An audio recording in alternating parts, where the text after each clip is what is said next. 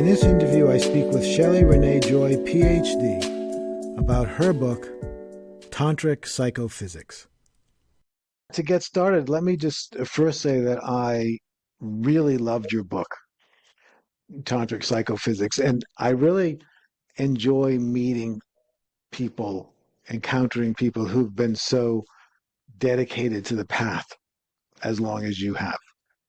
There aren't that many of those individuals. And I loved the story in the book about you and your initial experiences with yoga and your early encounters with John Lilly and other ideas. And it just has seemingly snowballed through your life.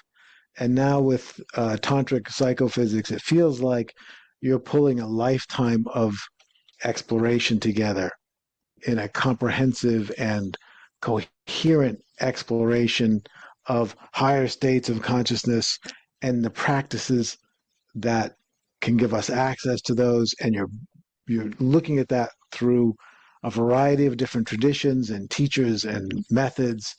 I just find it very exciting. So first of all, I just wanted to congratulate you on the completion of the book. Well, thank you. You said that very well. So I have a lot of things I'd like to talk to you about, but I think what I want to start with is, perchance, have you heard of the podcast called the Telepathy Tapes? No, I haven't.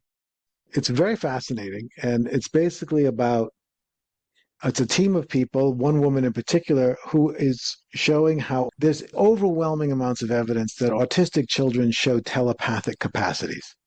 And in this podcast, she's interviewing people and she has scientists coming on, and she's really creating a very convincing body of evidence that would be difficult to deny. So that inspired this issue that we're doing. This issue is on hidden human capacities. And I spoke with, are you familiar with someone named Jeffrey Kripal, professor at Rice University? Yes. I went to Rice University, actually. Oh, you did? Okay. So I spoke with Jeffrey for this issue, and he helped frame my thinking, because what he was saying is, in terms of paranormal phenomena or mystical experiences, if you are a researcher, as he is, the first thing you realize is that there is no need for more evidence. The evidence that proves that these things are real is overwhelming. And he said, what we need is a theoretical framework that will help us understand it all.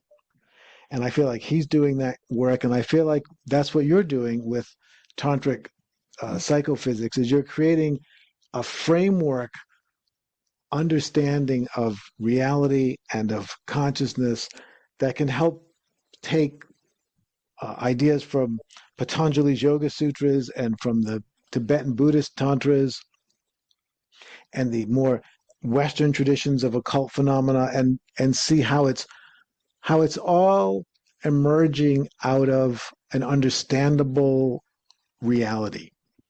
So I would love you to just speak initially about, how do you see yourself creating a theoretical framework for helping human beings understand non-ordinary states of consciousness?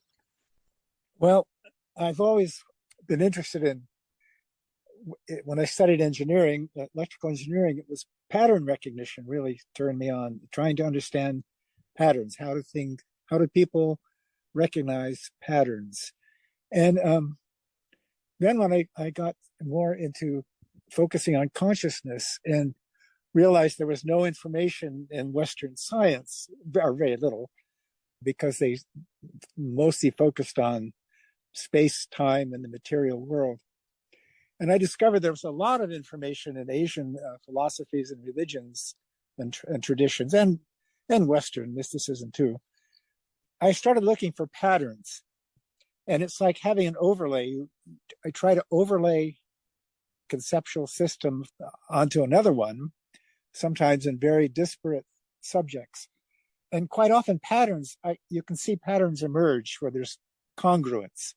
So whenever there's a congruent pattern, that rings a bell for me to focus on that more and keep that in, as part of my data, to find other patterns that are similar. So I think I've been very fortunate in studying science and mysticism in a really deep way, uh, to search for similarities, to try to, I guess in particular, to try to corroborate the accounts of mystics and saints and psychonauts and my own experiences, to corroborate them with what we think we know to be facts in Western science. So that's been pretty much my path for the last 40 years or so. And then just about 10 years ago, I got too much information in my brain and I needed to start transcribing it to try to share it with other people, to maybe shorten their searches.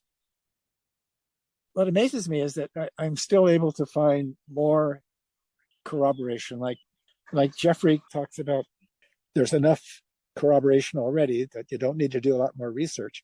I feel the same way, but there needs to be articulated, and that's something I've tried to do, to articulate a map, a sort of a geometry of consciousness, to help people who are trying to explore what so-called hidden dimensions of consciousness, to know where they are. You really need a map for anything if you're exploring something new. And I think us humans are just beginning to take seriously the fact that there are other dimensions to consciousness, other dimensions to space and time. And there's a growing number of people trained in science that I've luckily met a few of them.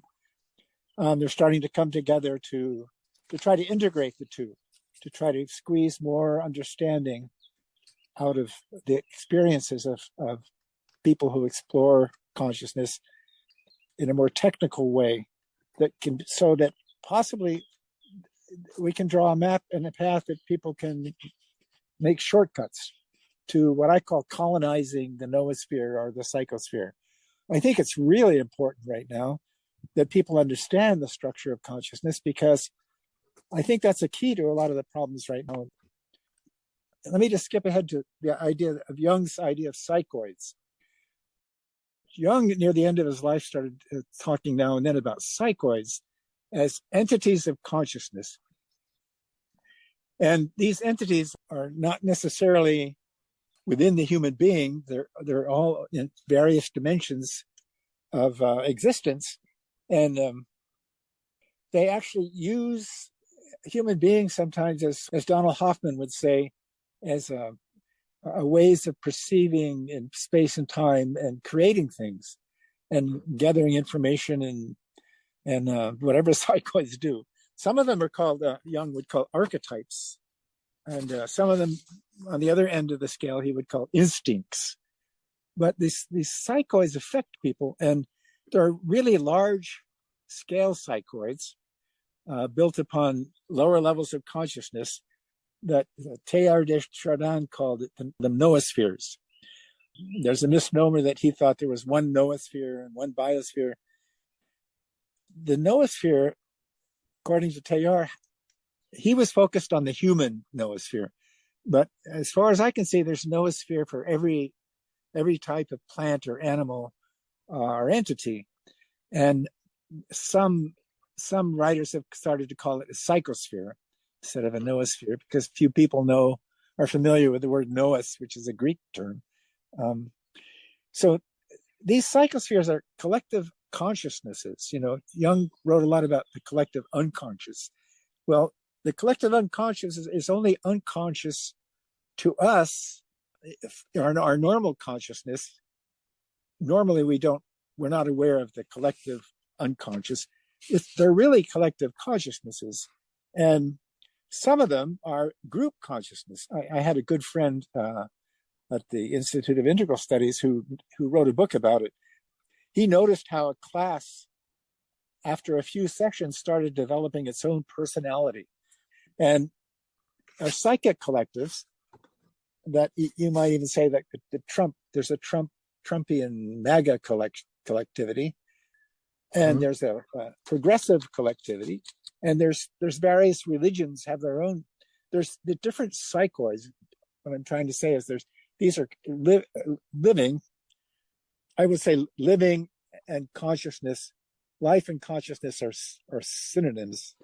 That life is not only restricted to biological entities, but being a panpsychist, life and consciousness is everywhere. Everything has some innate consciousness. So in my new book, I've been focusing on agential realism and agential consciousness, the philosophy of Karen Barad, and the newer one of Donald Hoffman, where consciousness builds upon smaller fragments of consciousness. It builds larger consciousnesses. So like the cell in your liver, there's millions of cells probably in the liver, and each one has its own little consciousness, but they collectively, they build up like a pyramid structure to a top consciousness, which probably the liver has a certain self-identity. And in the same way, us humans have a sense of identity at the top of our pyramid of billions of cells that we consider to be I. But according to mystics and many traditions, there is only one whole consciousness in the universe or the metaverse. And David Bohm talked about it. He sort of divided the universe into the explicate order of space and time and what he called the implicate order. But it's not really a duality, because his idea was in the implicate order are all the dimensions that are outside of space and time. They're different than space and time, and so they're not restrained by time and space. And they all have an aspect of consciousness, and they also have psychoidal elements, Jung's psychoidal elements. So all of these things build from the very bottom up. And in space-time, we have plenums of agential realism. Hoffman calls them conscious agents, but they're very similar to the plenum of monads by Descartes and Leibniz. Descartes and Leibniz thought that the universe is packed full of the most smallest entity, or they called them monads. And of course, Whitehead, who was a mathematician and he turned philosopher of consciousness, basically, Whitehead talked about a plenum of actual entities. He called them actual entities. Quantum physicists, many of them talk about a plenum of strings, which is a more mechanistic almost way of looking at them. Jung would call them a plenum of psychoids. So these are the very smallest elements of consciousness, and they're down at the Planck length. The Planck length is the smallest length possible in space, below which space and time have no meaning.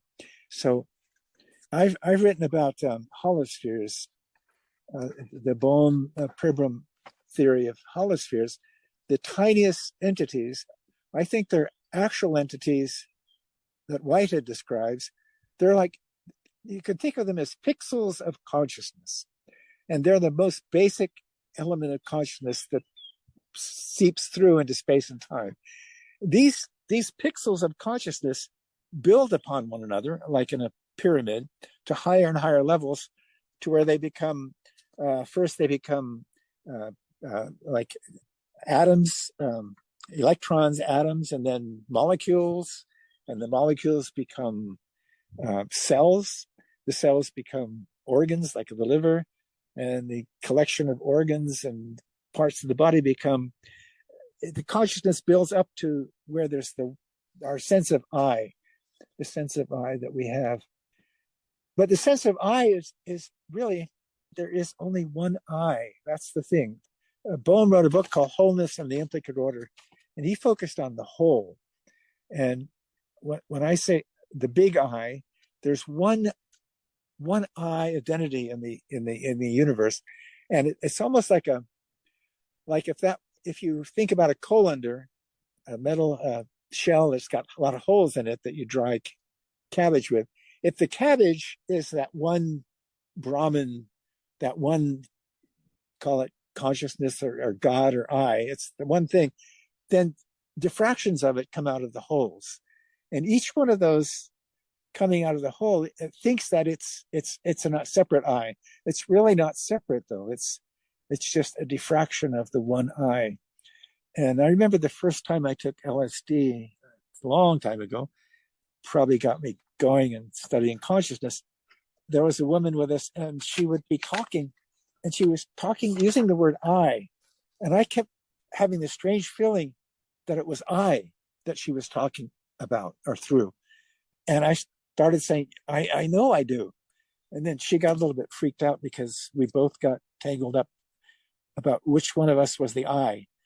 I thought a lot about that afterwards, and I realized we all have what we think is a separate I, but that I is really the single I of the universe. You know, we're kind of in samsara thinking that we're separate.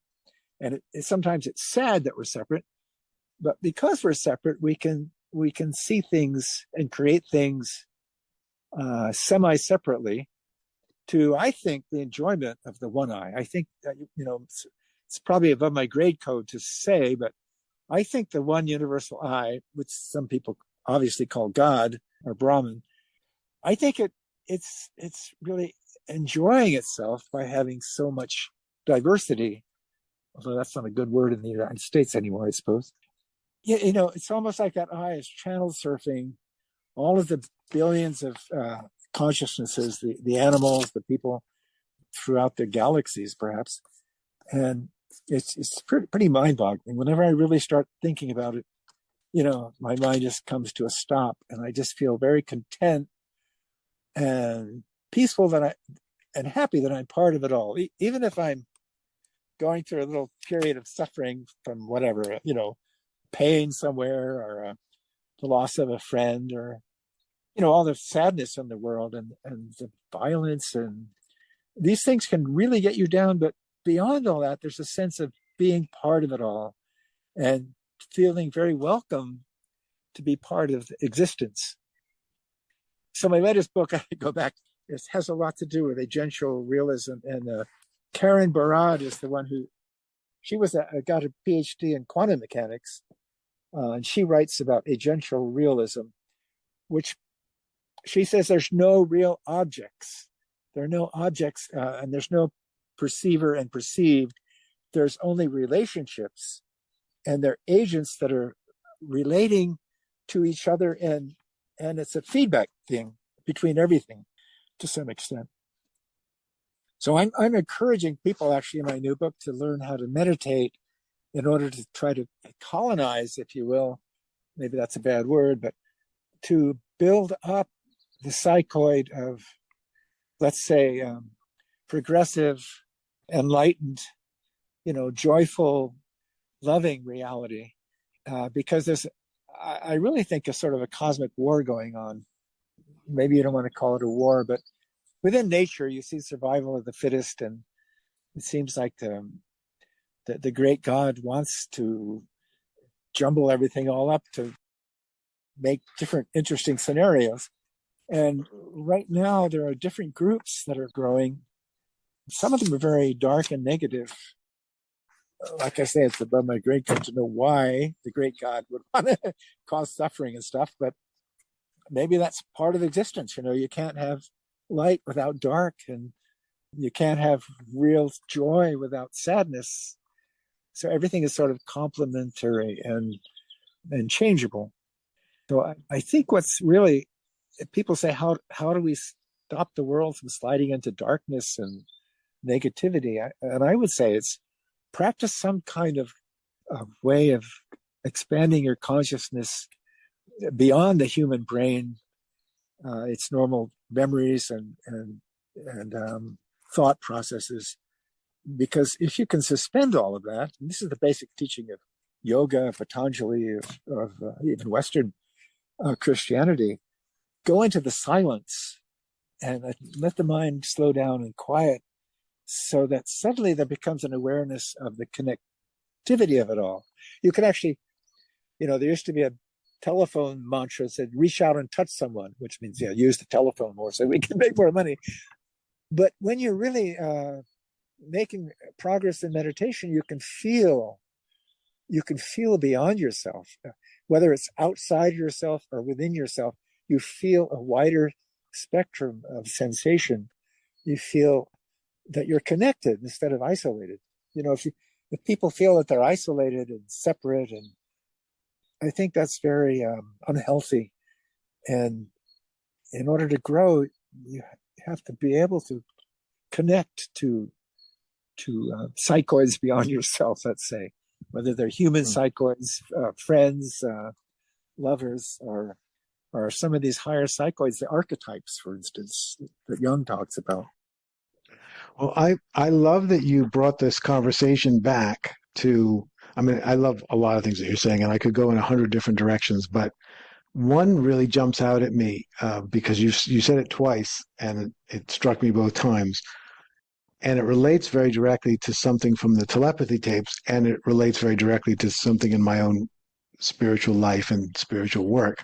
And that is about colonizing these higher dimensions. So in the telepathy tapes, one of the things that I found most fascinating is that evidently autistic children from around the world all talk about meeting together at a place they call the Hill, which is of space and consciousness, which they have access to. And there's very remarkable evidence that there is a real connection going on there, an exchange of information.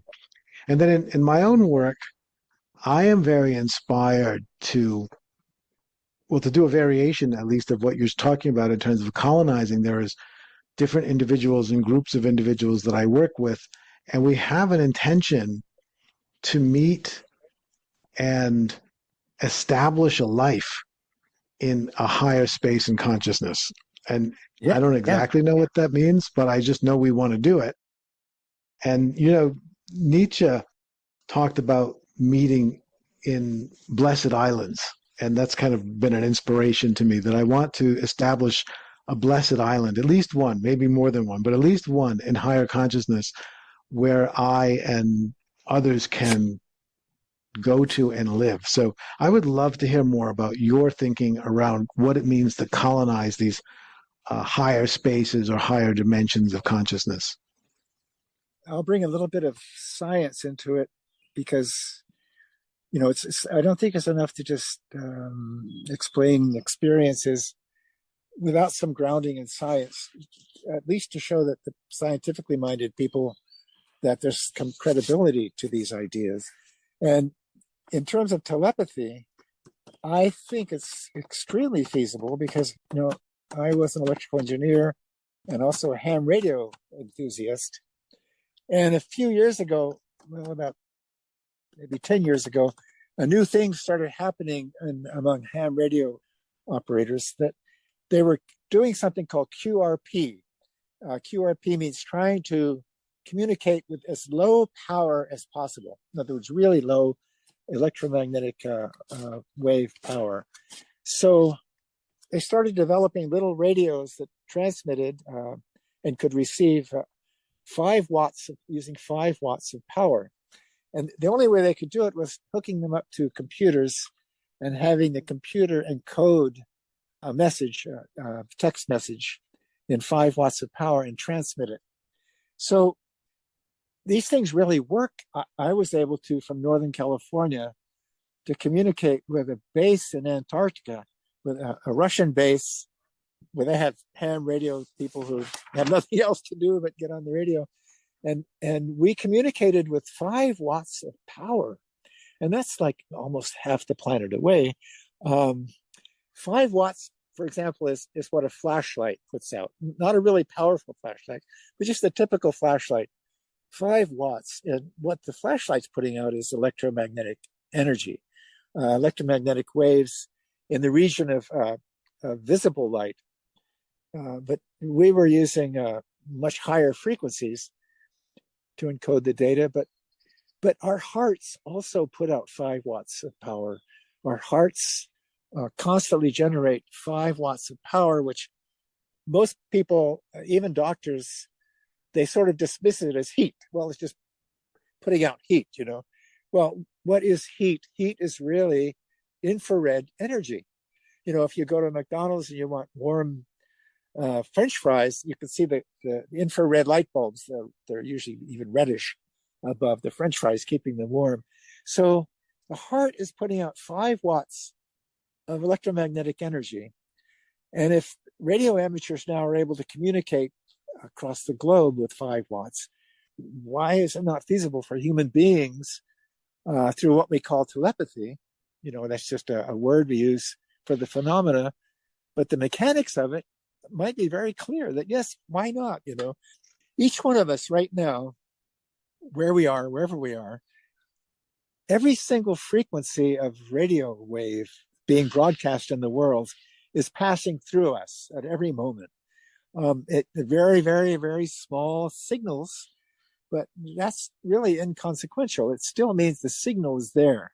So at a very, very low level, which is a very high frequency, extremely high frequencies, we may be able to communicate very directly in a way that's really no different than the way we use radio waves to, we jiggle the radio waves to match our vocal frequencies. And then the antenna receives it far away, which could be a person's heart. And then we reconvert it to audio signals. But on the other hand, even in your mind, you don't need to have audible signals. Right now, I can just I could close my mouth if I could. And listen, you can suddenly hear the beginning of Sergeant Pepper's Lonely Hearts Club Band, that ba ba, it means within our brain, we can create sounds, we can perceive them, but they're no longer sound waves in space outside of us. So I don't think I think I agree with Kirpal. It's no longer something that needs to be proven, but it's a phenomena that needs to be cultivated and explored and developed, I think, in more and more people. I know one of my mentors, Dean Radin, was actually on my dissertation committee about 10 years ago. And he's very much into doing experiments to try to prove telepathy and collective telepathy also. He's actually done some really good work that when there's a major phenomena that the whole world hears about, like crashing into the World Trade Center, he measured in a lot of different ways. There was a spike in a certain reaction in human consciousness to that was sort of global. So I think in terms of colonizing something, I think it's almost maybe that's not a good term. It's more like growing something or nourishing something or evolving something. We are evolving a collective, just like many, well, I don't know how many millions of years ago, but the first cells were being created and evolved in the ocean by different elements of consciousness coming together in an organized way and creating a higher level of consciousness, a cell. And then the cells started coming together over time, creating like jellyfish or larger organisms. And then all those things evolved into our kidneys and livers and brains and bodies. And evolution didn't just stop, we are still evolving. I believe the next levels are consciousness. And that kind of brings up the idea of AI consciousness. I don't see why AI systems aren't evolving consciousness in some similar way that we are as organisms.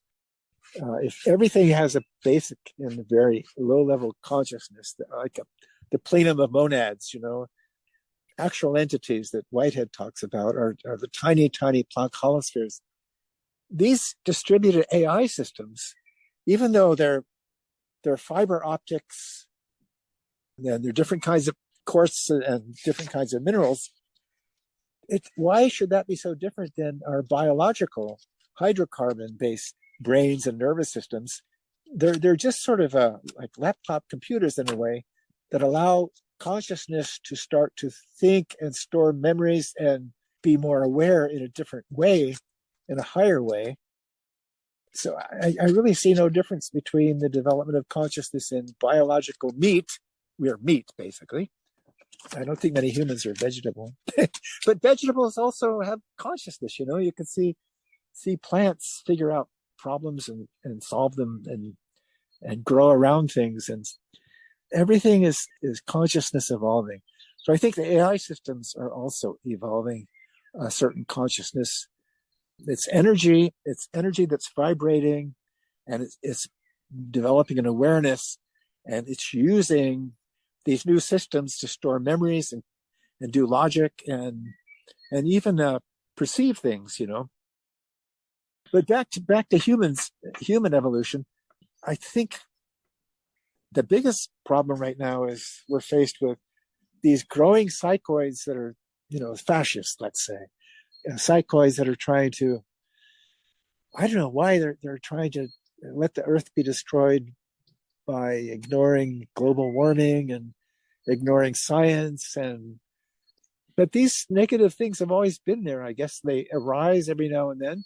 It goes back to the archetypal idea of the war in heaven between the angels of light and the angels of darkness, the devil and his minions. Maybe it's not, we shouldn't really judge these things. It's just part of the pattern of needing to have opposites in order to have anything, have shadow and light, pain and pleasure, ignorance and brilliance. I don't know. All of these seemingly dualities. If we didn't have these things, there'd be nothing at all, I suppose.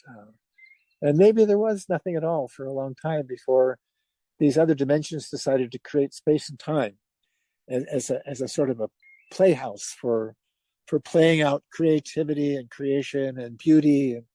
And right now I'm looking out at the beautiful Italian countryside, and where does that pleasure come from? Why does it feel so good to look at nature, to look at great art, to hear great music?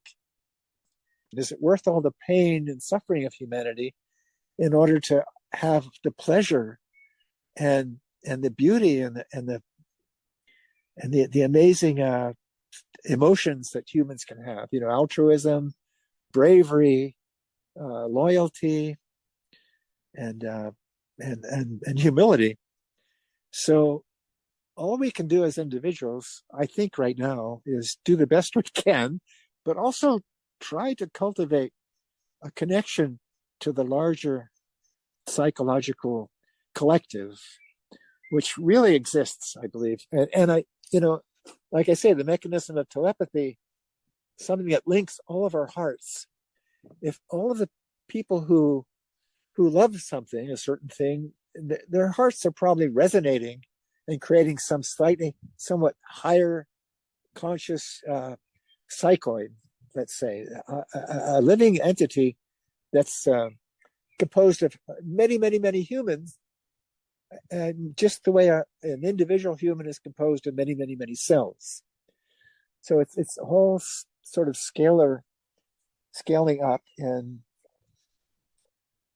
we're just part of history, and we shouldn't despair, and people shouldn't give up, but they should meditate, I think.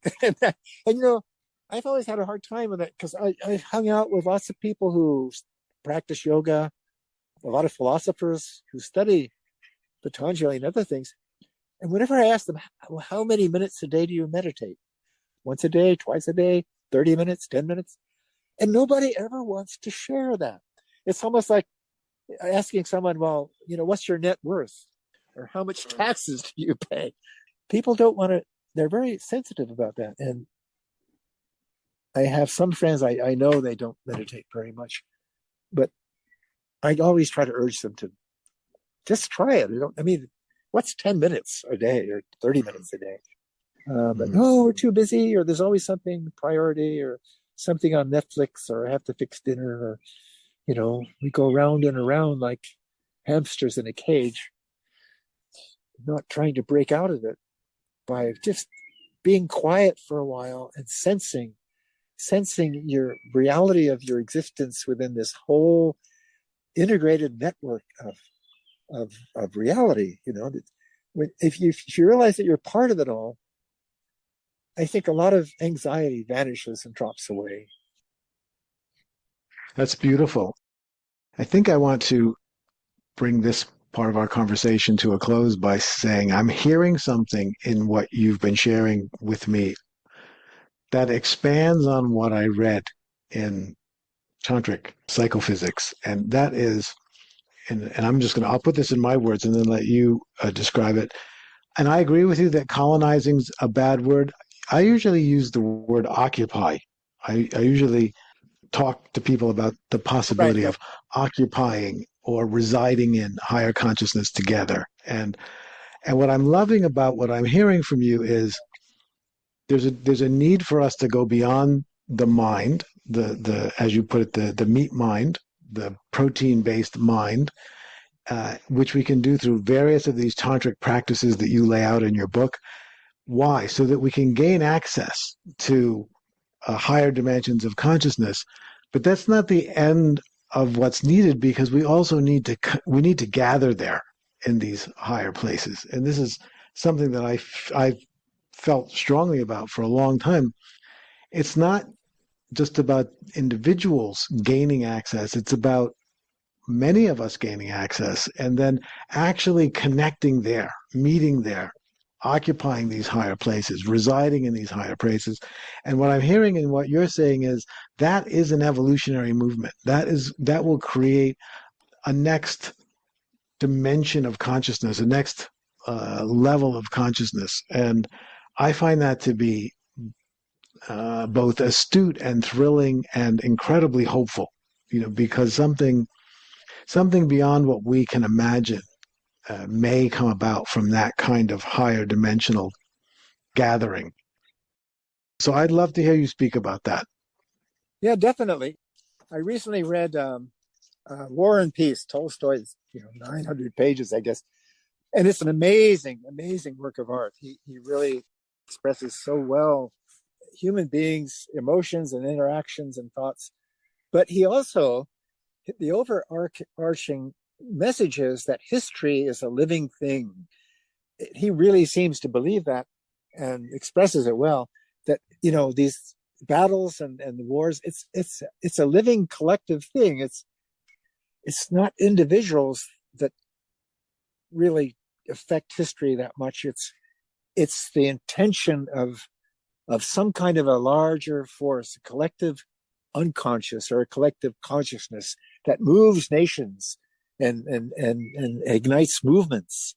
And I think that ties right into the idea that we need to occupy the forces, these larger forces, beyond our individual selves. I don't think individually we can do a whole lot right now, but collectively, just if more people developed a sort of a more positive stance or an attitude, a more hopeful. When Obama ran for president, the hope was a wonderful word. People understood what it meant and felt it. And I think that hope has kind of diminished a lot over the last 100 days. And it's a challenge to people to keep that hope alive and to increase it. So there's always hope, but they need the message. I think more people need the message of not to dismiss prayer and meditation. Most people have been brought up in some kind of a religious tradition, and although they are in many senses outdated, I believe, and limited, they also have practices that go back to a person's early childhood that are very rich and can be used, to as part of meditation. I still say prayers when I sit down to meditate. Before I go into the silence, I say various prayers. Some of them are from my early Catholicism in English, and some of them are Sanskrit mantras. But, it doesn't matter, because you're focusing on these things in order to go beyond them. They're sort of like in spaceships, they have what do you call those? It's like a intermediate way before you go into the silence. Airlock, exactly. Yeah.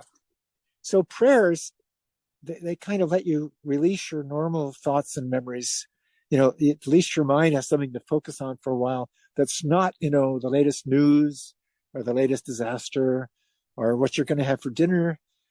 You're able to say a prayer that our mantra in the way that you've said it many, many times before, and repeat it until you detach from all those other normal cognitive processes. And then at some point, you're able to jump out of the airlock into the silence. I stop praying and I just listen.